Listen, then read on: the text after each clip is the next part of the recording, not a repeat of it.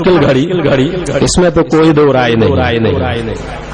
تو اس مشکل گھڑی سے میں بڑی تیزی سے نکل جانے کی کوشش کروں گا، لیکن ہاں اللہ رب العزت کی بارگاہ میں صبر و شکر بجا لاتا ہوں کہ پروردگار عالم تو نے اس امتحان کے قابل تو بنایا، حوصلہ تو بخشا، کچھ بولنے کی جرت تو عطا فرمائی، حکم کی تعمیل کرنے کی جرت تو عطا فرمائی. یہ اللہ رب العزت کا احسان ہے، بڑے بزرگوں کا فضل و کرم ہے. برادران ملت اسلامیہ، جس ذات سے آپ وابستہ ہیں، کل میں نے گزشتہ کہا تھا کہ موجودہ وقت کی اگر ایک کرامت کہی جائے تو کسی ایک اسٹیج کو لگاتار 30 سال سے 32 سال سے سنبھالے رہنا یہ کسی کرامت سے کم نہیں ہے. ہندوستان گیر شہرت کے مالک خطابت کی دنیا میں جن کی حکمرانی چلا کرتی ہے، ایک ہی اسٹیج پر اگر تیسرے سال 12 دن کے لیے بلا لیجئے تو تیسرے سال وہ بھی کہیں گے کہ ٹھیک ہے 2 سال کے بعد پھر موقع دوں گا. تو یہ وہی ہوتا ہے جہاں علم کا سمندر ہو، علم کا خزانہ ہو، تقوی و پرہیزگاری ہو، حرص و ہوس کا کوئی شائبہ نہ ہو، اسی ذات بابرکات سے یہ مسئلہ حاصل ہو سکتا ہے. آپ کی ذات محتاج تعارف نہیں. اس بارگاہ کے پروردہ، اس نگاہ بصیرت کے پروردہ جن کو دنیا حضور مفتی اعظم ہند علیہ رحمت و رضوان کی ذات بابرکات سے یاد کیا کرتی ہے. مجھے یاد آ رہا ہے حضور مفتی اعظم ہند علیہ الرحمہ کے موضوع پر ایک مقالہ جب میں نے لکھا تھا، اس میں یہ واقعہ میں نے نقل کیا تھا کہ حضور مفتی اعظم ہند علیہ الرحمہ ٹرین سے تشریف لے جا رہے ہیں تو اب بغل میں ایک نوجوان بیٹھا ہوا کھانا جو شروع کیا تو اس نے بائیں ہاتھ سے کھانا شروع کیا. ہم آج اپنوں کو تنبیہ نہیں کیا کرتے ہیں، یہ ہمارے اکابرین، ہمارے بزرگان دین یہ غیروں کو بھی تنبیہ کرنے سے باز نہیں آتے تھے. کہا بیٹا بائیں ہاتھ سے نہیں کھایا جاتا، داہنے ہاتھ سے کھایا جاتا ہے. اس نے کہا بابا میں مسلمان نہیں ہوں. یعنی بابا اگر میں مسلمان ہوتا تو اسلامی حکم ہم پر نافذ ہوتا. اس نے اپنا عذر ظاہر کیا، میں مسلمان نہیں ہوں، میں غیر مسلم ہوں. حضور مفتی اعظم ہند علیہ رحمت و رضوان فرماتے ہیں کہ بیٹا مسلمان نہیں ہو لیکن انسان تو ہو، اس لیے داہنے ہاتھ سے کھاؤ. آپ اندازہ فرمائیں وہاں سے جس نے فیض حاصل کیا ہو تو اس کی جھلک اگر دیکھنی ہے تو آپ کو دارالعلوم امجدیہ ناگپور میں جانا ہوگا. اور حضرت کے پروردہ کی حیثیت سے اگر کسی کو دیکھنا ہے، میں آج گیا تھا نوساری، حضرت مولانا غلام مصطفیٰ صاحب قبلہ کے جامعہ میں جس کے سرپرست حضرت ہیں. میں نے حضرت سے کہا کہ حضرت اتنا بڑا کام کرتے کیسے ہو؟ شنیدہ کہ بود مانند دیدہ، سنی ہوئی بات دیکھے ہوئے کے مانند نہیں ہو سکتی ہے. جب آپ اپنی نگاہوں سے دیکھیں گے تب حضرت کی شخصیت سمجھ میں آئے گی کہ یہ تربیت کا جو سلسلہ چل رہا ہے اور جو مسلمانوں کا تو اس کا انعام و اکرام مل رہا ہے، اس کو آپ ماتھے کی نگاہوں سے دیکھ کر کے آئیں گے. اور یہی تربیت کا وہ نتیجہ ہے. کسی کوئی اعلان نہیں، کوئی پوسٹر نہیں، کوئی تعلق نہیں اعلان کا، لیکن مجمع آپ کے سامنے جنب غفیر ہے. تو ظاہر سی بات ہے اسی بزرگ شخصیت کی موجودگی میں کچھ کلام کرنے کی جرت کروں، میرے اندر وہ طاقت نہیں ہے. پھر بھی حکم کی تعمیل کرتے ہوئے رسول پاک صلی اللہ علیہ وسلم کی ایک حدیث پاک میں نے پڑھی ہے. میرے آقا نے ارشاد فرمایا الصلاۃ معراج المومنین، نماز مومنوں کے لیے معراج ہے. صرف 2 واقعہ میں بخاری شریف کا آپ کے سامنے رکھ کر کے گزر جانے کی کوشش کروں گا بغیر کسی تمہید کے. بحمدہ تعالیٰ سب نمازی ہیں، سب نماز سے الفت رکھنے والے ہیں، سب نماز سے محبت رکھنے والے ہیں. رسول پاک صلی اللہ تعالی علیہ وسلم کی آنکھوں کی ٹھنڈک ہے. میرے آقا ارشاد فرماتے ہیں قرۃ عینی فی الصلاۃ، نماز میری آنکھوں کی ٹھنڈک ہے. آج اہل سنت و جماعت کے ہر فرد کی یہ ذمہ داری ہوتی ہے کہ جس طرح طرح ہم لفظ محمد رسول اللہ پر اپنی انگوٹھوں کو چوم لیا کرتے ہیں. تو اگر میرے آقا نے فرمایا کہ نماز پڑھنے سے میرے آنکھوں کو ٹھنڈک ملے گی تو ضروری ہے کہ ہم اپنی مسجدوں کو آباد رکھیں, ہم اپنی مسجد کی تعمیر میں حصہ لیں, ہم اپنے سجدوں سے آباد کرنے کی کوشش کریں. تو نماز کی کسی تمہید تفصیل کی طرف نہ جا کر کے اللہ کے پیارے رسول صلی اللہ علیہ وسلم کی حدیث پاک کے مطابق میرے آقا ارشاد فرماتے ہیں, بندہ جب سجدے میں جایا کرتا ہے تو رب سے بڑا قریب ہو جایا کرتا ہے, رب العالمین کا قرب حاصل کر لیا کرتا ہے. وہ نماز کی دولت ہمارے پاس ہے. اللہ کے پیارے رسول صلی اللہ تعالی علیہ وسلم نے کیسی نمازیں پڑھی ہیں, صرف اسی چیز کو میں دکھا کر کے اپنی بات کو ختم کروں گا.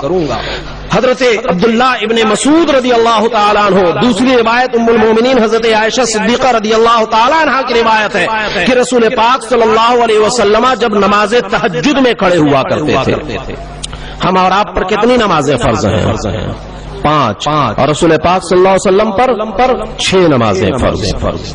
تہجد کی نماز بھی میرے آقا پر فرض, اور تہجد کی نماز بھی بڑی پابندی سے میرے آقا ادا کیا کرتے, اور ادائیگی کا جو طریقہ ہوتا تھا حضرت ام المومنین فرماتے ہیں کہ جب قیام فرماتے تو اس میں طول یعنی اتنا طویل قیام فرماتے, اتنی لمبی قیام فرماتے کہ اس کی طوالت, اس کی طوالت کے بارے میں تم مت پوچھو. حضرت عبداللہ ابن مسعود رضی اللہ تعالیٰ عنہ فرماتے ہیں کہ ایک دن میں سرکار کے پیچھے نماز پڑھنے کھڑا ہو گیا, اور نماز پڑھتے پڑھتے میں نے ایک غلط بات, غلط کام کا ارادہ بھی کر لیا. پھر آپ فرماتے ہیں کہ وہ غلط کام کا ارادہ میں نے کیا کیا؟ فرماتے ہیں میں نے چاہا کہ رسول پاک صلی اللہ علیہ وسلم جس حال میں قیام فرما رہے ہیں آپ کو چھوڑ دوں, میں چپ چاپ سے بیٹھ جاؤں. یعنی میرے آقا اتنی طویل قیام فرماتے ہیں کہ حضرت عبداللہ ابن مسعود فرماتے ہیں کہ میں سوچ رہا تھا کہ کیا کہتے ہیں الگ ہو جاؤ. رسول پاک صلی اللہ علیہ وسلم کی نماز کی کیفیت ہوا کرتی تھی. میں نے دو لیکن امتیوں کے لیے اللہ کے پیارے رسول صلی اللہ علیہ وسلم نے کبھی کسی مشقت کو برداشت نہیں کیا کہ امتیوں پر کوئی مشقت آئے, کوئی سختی آئے, کوئی تکلیف آئے. اسی روایت کو اگر میں آگے بڑھاؤں بخاری شریف کی روشنی میں, ام المومنین حضرت عائشہ صدیقہ رضی اللہ تعالی عنہا ارشاد فرماتی ہے کہ جب رسول پاک صلی اللہ علیہ وسلم پر غشی کا حالت طاری ہوا, مرض وصال میں بے ہوشی ہو چکی ہے, میرے آقا نے ارشاد فرمایا کیا صحابہ نے نمازیں پڑھ لی؟ بتایا گیا نہیں, میرے آقا عشاء کی نماز میں صحابہ منتظر ہیں.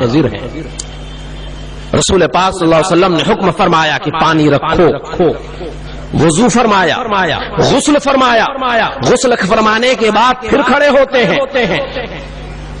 ام المومنین فرماتی ہے پھر غشی طاری ہو گئی, کچھ دیر کا عرصہ گزر چکا. پھر جب آقا ہوش میں تشریف لائے پھر ارشاد فرماتے ہیں کیا صحابہ نماز پڑھ چکے؟ بتایا جاتا ہے یا رسول اللہ صحابہ مسجد میں نماز کا انتظار کر رہے ہیں. میرے آقا نے پھر ارشاد فرمایا پانی رکھا جائے, آپ نے پھر غسل فرمایا, پھر آپ نماز کے لیے بڑھتے ہیں. یعنی یہی کیفیت ہوتی ہے. 4 مرتبہ رسول پاک صلی اللہ علیہ وسلم نے غسل فرمایا ہے نماز عشاء میں شرکت کے لیے. آپ اندازہ فرماؤ کیا کوئی ایسا آج ہم نماز پیش کر سکتے ہیں؟ ذرا سا زکام آ جائے, ابا اگر بھرتی ہو جائیں نرسنگ ہوم میں, جماعت چھوڑ جائے گی. کاروبار کا وقت ہو جائے جماعت چھوٹ جائے گی. لیکن رسول پاک صلی اللہ علیہ وسلم نے ایک نماز کے لیے 4 مرتبہ آپ نے غسل فرمایا اور نماز پڑھنے کا ارادہ کر کے آپ نکل رہے ہیں. ہم اسی رسول کے ماننے والے ہیں, ہم انہی کی امت کہلانے والے ہیں. کل قیامت کے دن ہمیں انہی کی شفاعت حاصل ہونی ہے. تو ضرورت ہے کہ نمازوں کی بنیاد پر نمازیں پڑھ کر کے اپنے رسول کی آنکھوں کو ٹھنڈک پہنچائیں. تو اس سے آپ اندازہ لگا سکتے ہیں کہ اللہ کے پیارے رسول صلی اللہ علیہ وسلم نماز کے سلسلے میں کتنی مشقت فرمایا کرتے تھے. یہاں تک کہ جب لمبی قیام طویل قیام کو دیکھا تو ایک دن ام المومنین نے پوچھا یا حبیب اللہ آپ کے صدقے میں آپ کی امتیوں کے اگلے اور پچھلے گناہ بھی بخشے گئے، پھر اتنی مشقت کیوں؟ میرے آقا فرماتے ہیں افلا اکون عبدا شکورا، کیا میں اپنے رب کا شکر گزار بندہ نہ بنوں؟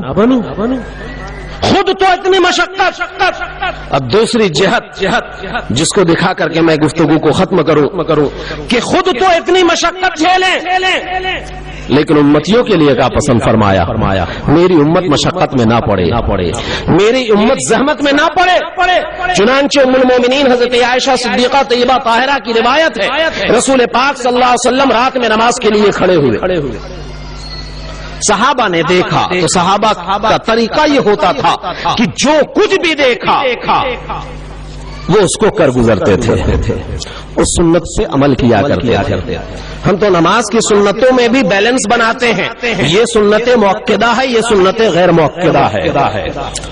اور صحابہ کا حال یہ ہوتا تھا کہ صحابہ دیکھا کرتے تھے، دوسرے صحابہ سے پوچھا کرتے تھے کہ اللہ کے پیارے رسول صلی اللہ علیہ وسلم نے کن کن جگہوں پر نمازیں پڑھی ہیں، اور جن جن جگہوں کی نمازوں کی نشاندہی ہوا کرتی تھی وہاں پہ خاص کر کے جایا کرتے اور وہاں پہ جا کر کے نمازیں پڑھا کرتے تھے تاکہ رسول پاک صلی اللہ علیہ وسلم کی سنت کی تکمیل ہو جائے۔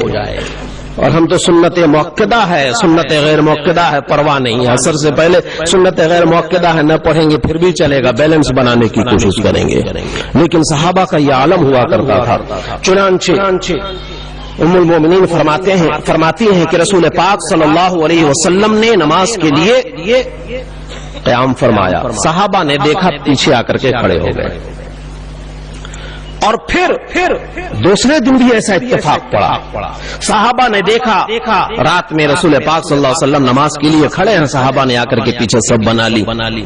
تیسرے دن صحابہ منتظر ہیں کہ رسول پاک صلی اللہ علیہ وسلم آئیں قیام فرمائیں تو ایسی صورت میں ہم ان کے پیچھے جا کر نماز پڑھیں۔ اسی سے آپ اندازہ لگا سکتے ہیں کہ صحابہ نماز سے کتنی محبت فرمایا کرتے تھے۔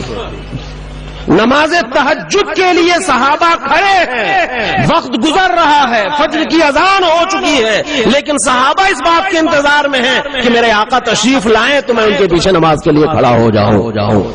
جب صبح ہوتی ہے، فجر کی نماز ہوتی ہے، فجر کی نماز کے بعد رسول پاک صلی اللہ علیہ وسلم نے ارشاد فرمایا اے صحابہ میں دیکھ رہا تھا، میں جان رہا تھا کہ تم لوگ میرے پیچھے نماز پڑھنے کے لیے آئے تھے، لیکن میں نے اس لیے قیام نہیں کیا، میں نے آج اس لیے نماز کو ترک کیا کہ کہیں ایسا نہ ہو کہ 5 نمازوں کی جگہ پر یہ 6ویں نماز بھی تمہارے اوپر فرض کر دی جائے اور تم مشقت میں پڑ جاؤ، تکلیف میں پڑ جاؤ، اسی وجہ سے میں نے آج نماز میں تمہارے ساتھ۔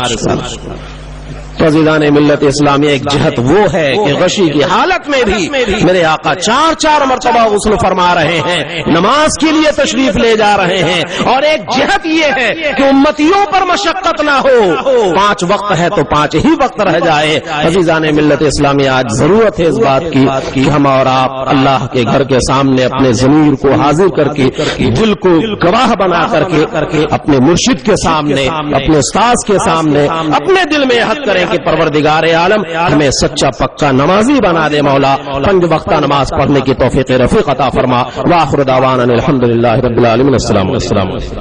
شکریہ۔ ٹھیک۔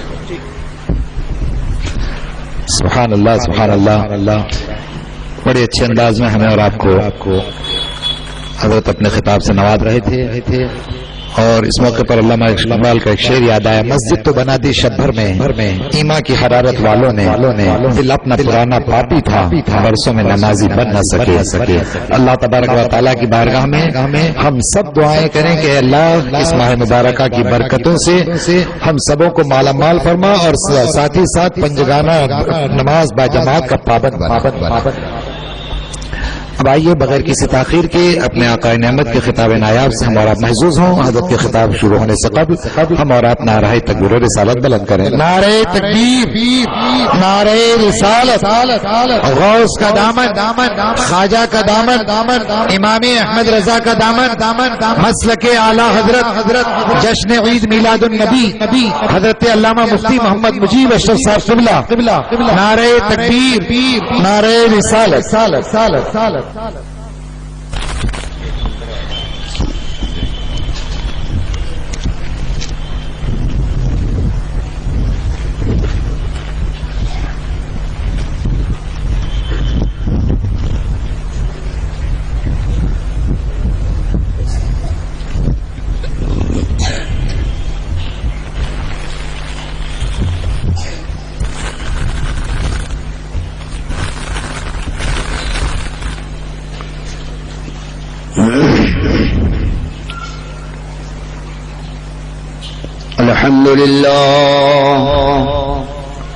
الحمد لله نحمده ونستعينه ونستغفره ونؤمن به ونتوكل عليه ونعوذ بالله من شرور أنفسنا ومن سيئات أعمالنا.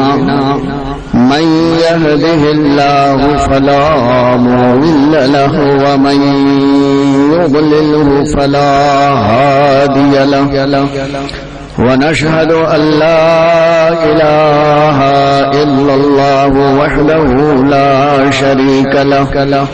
ونشهد أن سيدنا ومولانا محمدا عبده ورسوله بالهدى ودين الحق أرسله. صلى الله تعالى عليه وعلى آله وأصحابه وأزواجه وذرياته وأهل بيته أجمعين برحمتك يا أرحم الراحمين. أما بعد فأعوذ بالله من الشيطان الرجيم. بسم الله الرحمن الرحيم. لئن شكرتم لأزيدنكم. صدق الله مولانا العظيم. إن الله وملائكته يصلون على النبي يا أيها الذين آمنوا صلوا عليه وسلموا تسليما. اللهم صل على سيدنا ومولانا محمد معدن الجود والكرم وآله وأصحابه وبارك وسلم صلاة وسلاما عليك يا رسول الله يا حبيب الله يا نورا من نور الله.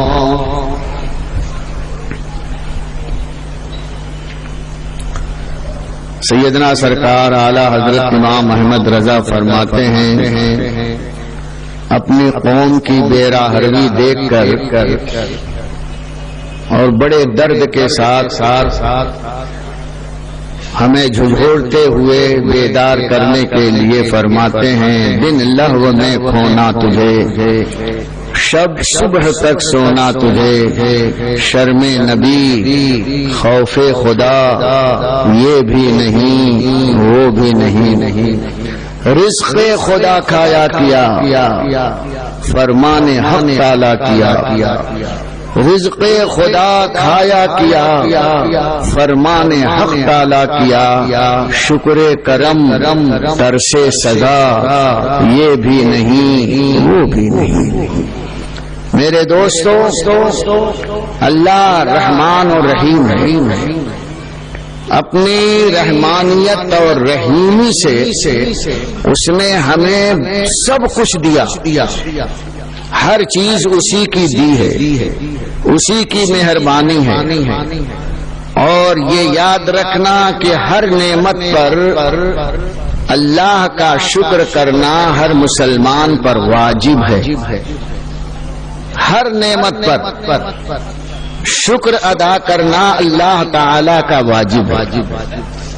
حضرت شیخ سعدی رضی اللہ تعالی عنہ فرماتے ہیں اللہ کی بے شمار نعمتیں ہیں، صرف آپ یہ سانس کی نعمت کو دیکھیں،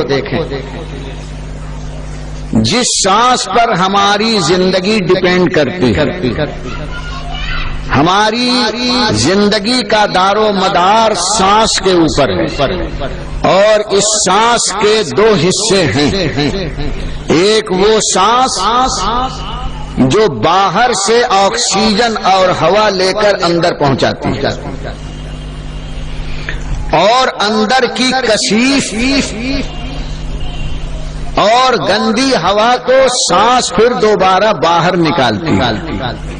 یہ سلسلہ کس طرح چل رہا ہے؟ یہ سانس باہر کی فریش ہوا اندر پہنچاتی ہے، اور اندر کی کثیف ہوا کو باہر نکالتی ہے۔ تو ایک سانس پر دو رحمت ہے، ایک سانس پر خدا کی دو نعمت ہے، اور ہر نعمت پر ایک شکر واجب ہے۔ تو ہر سانس پر کتنے شکر آپ کو ادا کرنے ہیں؟ دو۔ اب آپ ہر سانس کا صرف شکر ادا کرنا، تو یاد رکھنا زندگی کی ساری ایکٹیویٹی ٹھپ ہو جائے گی، آپ کوئی کام نہیں کر سکیں گے، صرف اللہ کا شکر ادا کریں۔ سانس لیا، اللہ تیرا شکر ہے، اندر کھینچا، اللہ تیرا شکر ہے، ہر دم شکر۔ آپ اس شکر کو کیسے ادا کر سکیں جب صرف سانس جیسی چیز پر دو شکر واجب ہے؟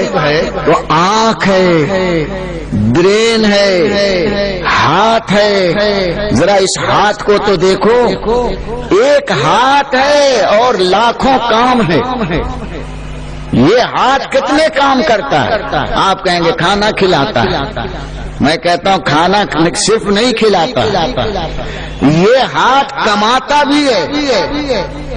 اگر ہاتھ نہ ہو تو پاور لوم نہیں چلے گا، ہاتھ نہ ہو تو بکرے کے ذبح کا گردن پر چھری نہیں چلے گی، ہاتھ نہ ہو تو کھال نہیں کھینچ سکتے، ہاتھ نہ ہو تو اس کو بوٹی تک کے نہیں کر سکتے، یہ ہاتھ نہ ہو تو کھیت میں ہل نہیں چلا سکتے، ٹریکٹر نہیں چلا سکتے، یہ ہاتھ ہے ٹریکٹر چلا رہا، کھیت میں بیج ڈال رہا، پھر بیج ڈالنے کے بعد پانی سینچ رہا ہے، بیکار گھاس اگی تو یہ ہاتھ نکال رہا ہے، اناج پک گیا تو کاٹ رہا، یہ ہاتھ کاٹ رہا ہے، پھر اس کو اناج کو اس کے ڈنٹھلوں سے علیحدہ ہاتھ کر رہا ہے، پھر اس کے بعد اس کی کٹائی پسائی ہاتھ کر رہا ہے، پھر روٹی یہ ہاتھ بنا رہا ہے، سب کر کے اور پھر لقمہ بنا کر منہ میں کھلا رہا ہے کہ نہیں؟ اسکرو ڈھیلا ہو گیا تو ہاتھ اس کو بانے جیسے ٹائٹ کر رہا ہے، دشمن آ گیا تو مار رہا ہے۔ اگر زبان بند ہو گئی تو بلا رہا ہے، زبان انکار نہیں کر سکتی تو ہاتھ زبان کا کام کر رہا ہے۔ اگر کسی چیز کو کچھ دکھانا ہے، یہ چاند ہے تو وہ یہ سارے کام کر رہا ہے، آنکھ کا کام یہ کر رہا ہے، مارنے کا کام یہ کر رہا ہے، کمانے کا کام یہ کر رہا ہے، ایک ہاتھ اور ہزاروں اس کے کام ہیں، اس ہاتھ کا شکر کیسے ادا کرو گے؟ زبان ہے، اس کا شکر کیسے ادا کرو؟ ایک ایک چیز کا شکر ادا کرنا تمہارے لیے مشکل ہے، امپاسبل ہے۔ اور یاد رکھنا اللہ کا شکر ہر انسان پر واجب ہے۔ اب شکر ادا کرو گے تو کیسے کرو گے؟ کر سکتے ہو؟ یہ تو میں نے آپ کے وجود کو ابھی دو چار چیزیں میں نے بتائی ہیں۔ اللہ نے اتنا بڑا پروجیکٹ دیا، زمین بنائی، اور زمین میں کیسے کمالات پیدا کیے۔ زمین میں کوئی کلر دکھائی دے رہا ہے، لیکن یہاں سنترے کا جھاڑ لگا دو تو اس کے اندر جو پودا نکلتا اس کا کلر الگ، اس میں پتی نکلتی ہے تو اس کا کلر الگ، پھر اس میں پھول نکلتا ہے تو وائٹ کلر کا، پھر اس میں پھل لگتا ہے تو گرین کلر کا، پھر پھل کے اندر توڑو پک جاتا ہے تو آرنج کلر کا، پھر اس آرنج کلر کے اندر بیج ہے تو اس کا بھورا کلر ہے۔ ٹیسٹ الگ، کلر الگ، شکل الگ۔ اے اللہ، اس زمین کو کتنا باکمال بنایا۔ وہی سنترا ہے، وہی گلاب لگا دو تو اس کا کلر الگ، وہی دھتورا لگا دو تو اس کا کلر الگ، وہیں پر لیمڑا لگا تو اس کا ٹیسٹ الگ۔ ایک فٹ کے اندر 10 پودے لگاؤ، 10 کے کلر الگ، 10 کا ٹیسٹ الگ۔ مولا اس زمین کو اپنی رحمتوں کا خزانہ دے دیا ہے۔ اس زمین سے پانی مل رہا ہے، اس زمین سے پٹرول مل رہا ہے، اس زمین سے سونا مل رہا ہے، اس زمین سے ڈائمنڈ مل رہا ہے، اس زمین سے کیا کیا نہیں ملتا ہے۔ ارے تم بنے اسی زمین سے، جاؤ گے اسی زمین۔ کتنی بڑی نعمت، اتنا بڑا پروجیکٹ۔ اب زمین کا شکر ادا کرو، کیسے کرو گے؟ زمین کا اتنا بڑا پروجیکٹ کس کے لیے بنایا؟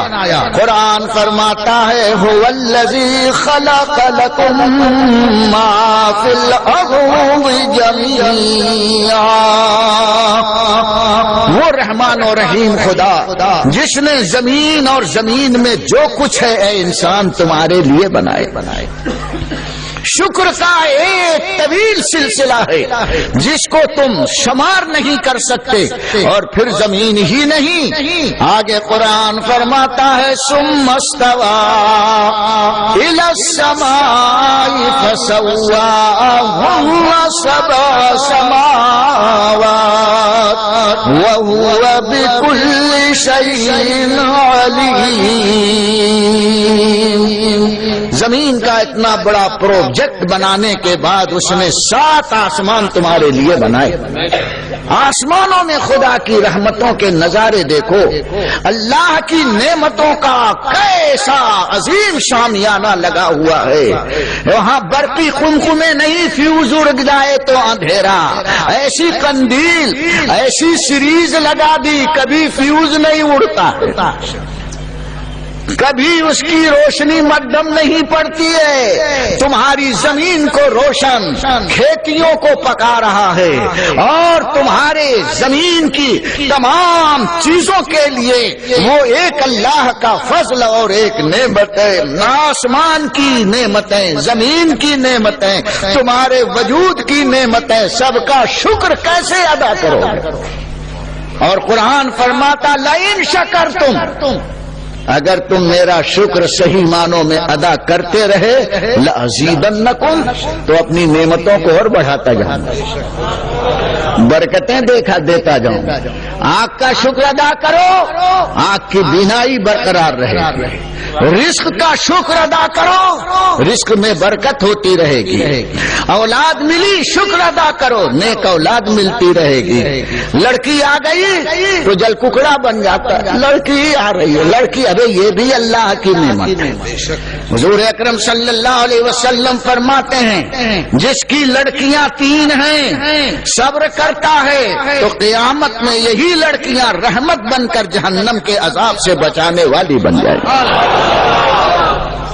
لڑکیوں کے آنے پر ہمارے تھوبڑے سکڑ جاتے ہیں، یہ ناشکری ہے۔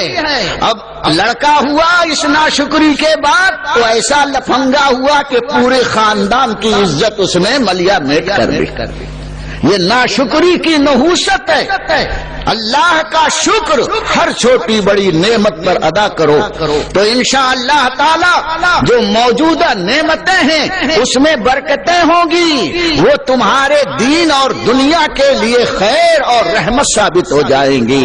لئن شکرتم، اگر تم شکر کرتے رہو تو تمہارے لیے اللہ کی نعمتیں رحمتیں بڑھتی چلی جائیں گی۔ لیکن یہ شکر ہم سب چیز کا کیسے ادا کریں؟ ایک پرابلم ہے میرے دوستو، لیکن اس پرابلم کو اس انعام دینے والے مولا نے خود سول کر دیا ہے۔ اس رحیم و کریم نے ہم پر رحم فرمایا ہے۔ پہلے ایک آیت سن لو، سب سے بڑی نعمت، سب سے زیادہ نعمت، سب سے اللہ کی رحمت کا عظیم خزانہ اس بھری کائنات میں کس کو ملا ہے؟ آپ سنی ہو، بتاؤ جواب دو۔ حضور صلی اللہ علیہ وسلم، مولا نہیں بولیں گے، 34 سال بولا ہوں، کچھ تو آپ بولو۔ سب سے بڑی نعمتوں کا خزانہ حضور اکرم صلی اللہ علیہ وسلم کے پاس ہے، اور جس کو زیادہ نعمت ہے اس کو زیادہ شکر ادا کرنا چاہیے۔ اور اللہ تعالیٰ نے اپنے حبیب کو کتنا دیا؟ قرآن ارشاد فرماتا ہے اِنَّا أَعْطَيْنَاكَ الْكَوْثَرَ، اے حبیب ہم نے آپ کو کوثر خیر کثیر عطا فرمایا۔ کئی مرتبہ میں آپ کو سمجھا چکا ہوں کہ کوثر کسے کہتے ہیں۔ آپ اپنی زبان میں کسی چیز کی کمی اور زیادتی کا جب لوگوں کو اس کا اندازہ بتانا چاہتے ہیں تو اگر تھوڑی چیز ہے تو آپ کہتے ہیں تھوڑی ہے، اور تھوڑی سے زیادہ ہو گئی تو آپ کہتے ہیں کہ زیادہ ہے، اور جب زیادہ سے زیادہ ہو گئی تو کہتے ہیں بہت زیادہ ہے نا۔ اور جب بہت زیادہ سے بھی زیادہ ہو جائے تو ذرا منڈی ٹیڑھی کر کے کمر پر زور لگا کے کہتے ہیں آنکھ بند کر کے بہت بہت زیادہ۔ اب اس سے زیادہ کوئی اور نہیں ہوتا، اگر اس سے زیادہ بیان کرو گے تو زمین پہ پٹ سے گر جاؤ گے۔ بہت زیادہ کی ایک لمٹ ہے، تھوڑا، زیادہ، بہت زیادہ اور بہت زیادہ۔ اور میمنوں کے زبان میں میں نے اکثر بتایا ہے، میمن کیا بولتے ہیں؟ تھوڑے کو اوچھو، اور اوچھو سے جب بڑھتا ہے تو اس کو کہتے ہیں ودھارے، اور جب ودھارے سے بھی ودھارا تو اس کو وہو ودھارے، اور جب وہو ودھارے سے بڑھا تو گھڑوں ودھارے ہوتا ہے کہ نہیں؟ اب اس گھڑوں ودھارے کے بعد سب ودھارے یہیں پدھارے، آگے کوئی نہیں بڑھتا، اینڈنگ ہو جاتی۔ اوچھو، ودھارے، بہو ودھارے اور گھڑوں ودھارے، ہے نا؟ اسی طرح سے عربی میں ہے قلیل، کثیر، اکثر، کوثر۔ یہ بالکل آخری اینڈنگ ہے، اب اس سے زیادہ گھڑوں ودھارے ہیں، اب اس سے آگے کوئی ودھارے ہے ہی نہیں۔ عربی میں کوثر کے آگے اب کسی کثرت کا تصور نہیں ہو رہا۔ حضور اکرم صلی اللہ تعالی علیہ وسلم کو اللہ نے کتنی نعمتیں دی ہیں؟ قلیل نہیں، کثیر نہیں، اکثر نہیں، کوثر، اوچھو نہیں، ودھارے نہیں، بہو ودھارے نہیں، گھڑوں ودھارے۔ یہ حضور صلی اللہ علیہ وسلم کو نعمت ملی جس کا ذکر قرآن کرتا ہے اِنَّا أَعْطَيْنَاكَ الْكَوْثَرَ، اے حبیب ہم نے آپ کو خیر کثیر، گھڑوں ودھارے عطا فرمایا۔ اب نبی اکرم صلی اللہ علیہ وسلم پر وطن ہی شکر بھی واجب، لیکن پروردگار عالم کوثر پانے والے نبی کو حکم دیا ہے اور ان کے صدقے میں امت کی مشکل کو آسان کر دیا ہے۔ کوثر پانے والے نبی کے بارے میں اللہ ارشاد فرماتا ہے فَصَلِّ لِرَبِّكَ وَانْحَرْ۔ اے حبیب آپ نمازیں پڑھیے، یہ نماز ہے کیا؟ ساری نعمتوں کا ایک وقت میں شکر آپ ادا کر رہے ہیں، معمولی چیز نہیں ہے نماز، یہ صرف رکوع سجدہ ٹپا ٹپ کر لیا یہی نہیں ہے۔ نبی اکرم صلی اللہ علیہ وسلم کو کوثر جیسا خزانہ دینے والا رب فرماتا ہے فصل، اے حبیب نماز پڑھیے، اس کوثر خزانے کا شکر ادا ہو جائے گا۔ ونحر، اور میرے حبیب آپ قربانیاں پیش کیجیے۔ دو چیزیں ہیں، قربانی دو۔ اب قربانی کی تفصیل میں بتاؤں گا۔ نماز شکر ہے، حضور کو کوثر ملا تو جب نماز پڑھ لیں حضور تو اللہ کا شکر ادا ہو گیا کوثر کا۔ اور ہمیں جو اتنا بڑا پروجیکٹ ملا ہے اس کے بارے میں قرآن کیا فرماتا ہے؟ اللہ رب العزت فرماتا ہے قل متاع الدنیا قلیل۔ اے حبیب ارشاد فرما دیجئے یہ دنیا کے سارے ساز و سامان اور استعمال کی چیزیں یوزفل جتنی چیزیں ہیں یہ اللہ کے نزدیک کیا ہیں؟ قلیل ہیں، اوچھو، یہ تھوڑی ہے۔ جب نماز کوثر کا شکر ادا کرنے کی صلاحیت رکھتی ہے تو تمہیں تو تھوڑا ملا ہے، کیوں نہیں نماز پڑھتے تاکہ اللہ کا انعام اور بڑھتا چلے۔ فصل لربک وانحر، اے حبیب اپنے رب کے لیے نماز پڑھیے۔ کوثر جیسی نعمت کا شکر نماز کے ساتھ وابستہ کر کے رب العالمین نے اے امت، اے مصطفیٰ کے دیوانوں، تمہارے پرابلم کو سولو کر دیا ہے اور تم اللہ تعالی کا شکر کس انداز سے ادا کر سکتے۔ اور اگر یہ بات نہ ہوتی تو صرف سانس کا شکر نہیں ادا کر سکتے تھے، اپنے وجود کی نعمتوں کا شکر نہیں ادا کر سکتے تھے، زمین آسمان کے انعامات کا شکر ادا نہیں کر سکتے تھے۔ لیکن مصطفیٰ کا یہ کرم ہے، رحمت للعالمین کا صدقہ ہے کہ ان کے صدقے میں ہم تھوڑی نعمت پانے والوں کے لیے چند رکعت پڑھ لیا تو اللہ کے شکر سے ذمہ بری ذمہ ہو گئے۔